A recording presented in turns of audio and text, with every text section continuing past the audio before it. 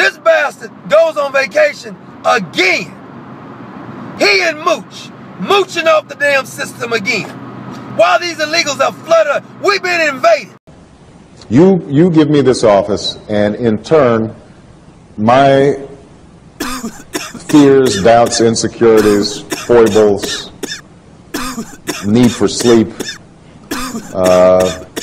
family life, vacations, leisure,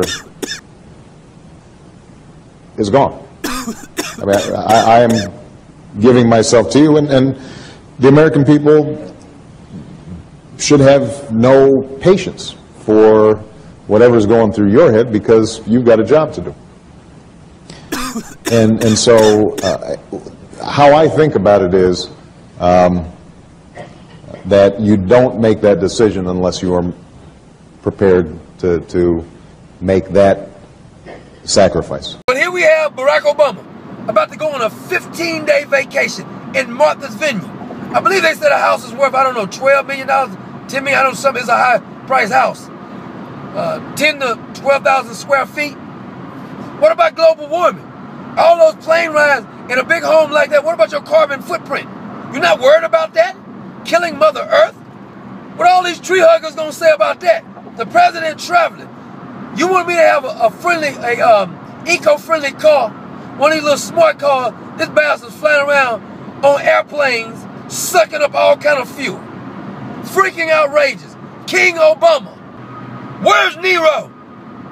Oh, he's at Martha's Vineyard again, taking another vacation while the illegals come over. Send the illegals over there. Cough on him. Let him give tuberculosis to Michelle. Infect his kid. He don't give a damn about your kids. Why in the hell we should give a damn about his kids? This is freaking outrageous. This damn traitor in the White House doing whatever the hell he wants to do, and we're standing by with our thumbs up our behind. Bastard on vacation again while we've been invaded. He called for the invasion of outside forces and then goes on vacation. Man, you got to scratch your head at the cowardness and the weakness of the American people. Some people won't even speak up. Everybody can't do the same thing. We all got to do different things. Some people can speak, some people can march, some people can write, some people can vote. We need to invoke our military, invoke our law enforcement officers to go against Barack Obama, because they will be upholding the law if you go against Barack Obama. He's breaking the freaking law. Then goes on vacation. Freaking unbelievable. So on my way home, all of a sudden they come on the radio and inform me that Barack Obama was taking another damn vacation. And I thought to myself, taking a vacation for what? It implies that he's done some work. You need a vacation when you've done work. All he has done is destroyed the damn country. So he creates all this havoc with these illegals, and then that bastard goes on vacation. Take some illegals with you, SOB. This is what pisses me off. We are literally living under a dictatorship right now. Whether you know it or not. Barack Obama is a dictator. He has told you that I'm not going to abide by any law. I have a pen and a phone. I'm going to destroy this country whether you like it or not. I'll give money to our enemies. I'll prop up the Muslim Brotherhood. I will spy on you. I will intimidate people who are my enemies. IRS scandal. And then if I find out that you're trying to do some journalism, I'll get Eric Holder from the DOJ to investigate you, to violate your rights.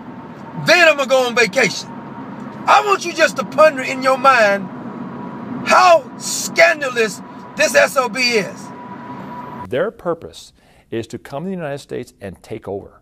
And the way they take over is very violent. We're seeing signs of people being tortured and brutally beaten all across the United States, not just along the southwest border. The live grenade tossed into this club near McAllen, Texas just a few weeks ago didn't go off, but federal agents who investigated matched the weapon to other grenades used in violent attacks in Mexico. Mexican drug cartels have developed an intricate network using cities like Atlanta as major distribution hubs and bringing with them a brand of violence rarely seen this far away from the border. It's at a level that we've never seen before, and quite frankly, the violence is just shocking. Also alarming is the level of organization. Mexican cartel activity has been reported in places all across the country, from Miami to such unlikely destinations as Boise, Idaho, and Anchorage, Alaska. It's almost like the legitimate commercial world. There's every distribution model out there. It's corporate. It is. It's extremely corporate. Federal authorities say it works like this. The drugs are moved in bulk across the Mexican border to hub cities like Atlanta, where it's broken down in warehouses, shipped to other cities, then broken down again where it's sold on the street. The cash goes back to the hub cities, where it's packaged and shipped back to cartel leaders in Mexico. He literally invites the illegals over. As a matter of fact, I wouldn't be surprised if they had a big meeting, including he probably met with the Pope. I know that pisses some of you off, but the Catholic Church is helping them. The illegals break the law. Thought you're supposed to be doing Christ's bidding. Help breaking the law is not Christ's bidding. This is a humanitarian effort. You're breaking the freaking law. Do a humanitarian effort on some of those veterans who was needing some health care. They're seeing crossers with contagious infections, and sources tell me right now, all that's separating the sick from the healthy, this caution tape. Illegals will come across, they'll jump that fence. Word about the contagious skin infection is getting around. Our Border Patrol comes and checks with us almost on a daily basis here, and they told us about an outbreak of scabies here at the McAllen station. We're having an outbreak of scabies. We're starting to see chicken pox, we're starting to see staph infections, we're starting to see different viruses. The average person, the average citizen doesn't realize what's going on down here. And thousands of those immigrants that were detained, then released, are now spread all over the United States, including Arizona. It's unclear how many were treated for illness, and as of right now, DHS has denied every request I've made to speak to medical staff.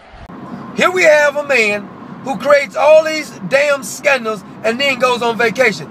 I want to load up about 3 or 4 planes full of illegals. Make sure they're full of lice.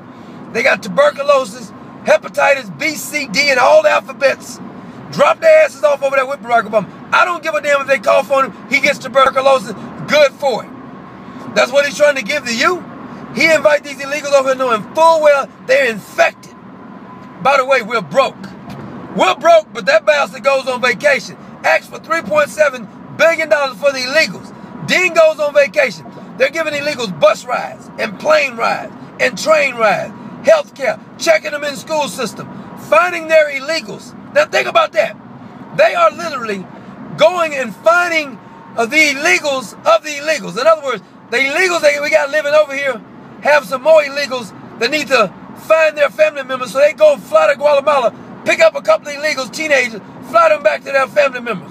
I thought you didn't know how to identify them or you couldn't find them. But here we have this sissy goes on vacation again. I swear, we need to get plane loads of these illegals and fly them down there. They can share a bed with Michelle. Barack Obama ain't gonna be sleeping with her anyway, damn it. You know what else I'm pissed off at though? I'm pissed off at all those people who supported and voted for Barack Obama. If you voted for Barack Obama, man, you ought to feel like one stupid SOB. Okay, I'll give you one time. You probably was ignorant the first time you voted for him. But if you voted for that bastard a second time, it's unforgivable. That's the unpardonable sin. You cannot be forgiven. You'll be in hell. There's a sin that cannot be forgiven. No, you can't be forgiven. You have been accessory to a crime to get America raped and destroyed by this damn sissy. Then he goes on vacation, implying that he's done some damn work. Freaking unbelievable, this bastard has no remorse because he don't have any fear. God, I mean, I wish I could say what I really want to say about that SOB. 68,000 illegal immigrants convicted of a crime were released in the United States instead of being deported, putting our national security at risk. But it is concerning that interior immigration enforcement has deteriorated to the point where ICE officers are being told to walk away from hundreds of thousands of cases of illegal aliens that they've investigated. And for the most part, these are people who are found in jails or as the result of a law enforcement referral, and they're instructed to simply walk away from the majority of these cases. And many times it's even if they have a criminal conviction. Right now is the woman who released that report, Director of Policy Studies at the Center of Immigration Studies, Jessica Vaughn. Jessica, good morning to you. Good morning. That's kind of scary that we released close to 70,000 people who had criminal convictions. I know some of them were drunk driving, but they did include murder in some cases and rape as well. That's not the way it's supposed to work. Well, ICE has not released all the details on the exact crimes that these people are associated with. Hundreds of illegal immigrants charged with big crimes, freed from jail a couple of mornings ago after they were released by the Department of Immigration Enforcement, ICE.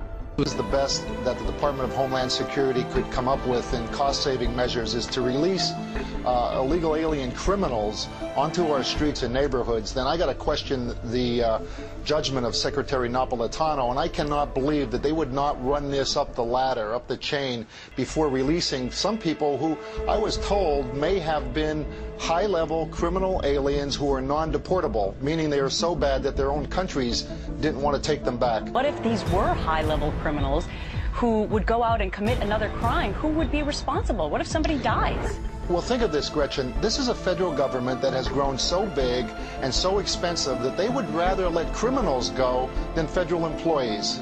This is inexcusable. This reminds me of when Fidel Castro released the criminal prisoners in the Mariel boat lift in 1980.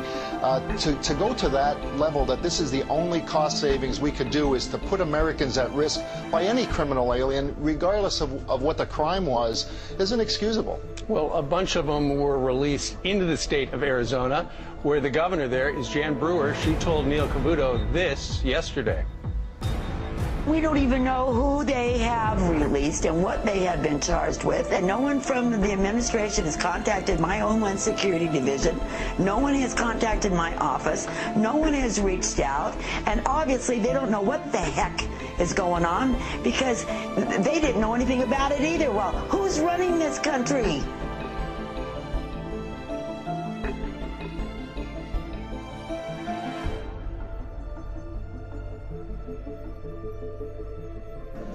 And we also recognize that most of the guns used to commit violence here in Mexico come from the United States. And we also recognize that most of the guns used to commit violence here in Mexico come from the United States.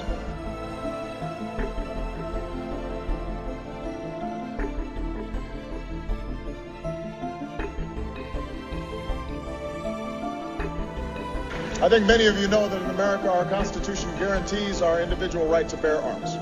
And as President, I swore an oath to uphold that right, and I always will. But at the same time, as I've said in the United States, I will continue to do everything in my power to pass common sense reforms that keep guns out of the hands of criminals and dangerous people, that can save lives here in Mexico and back home in the United States. It's the right thing to do.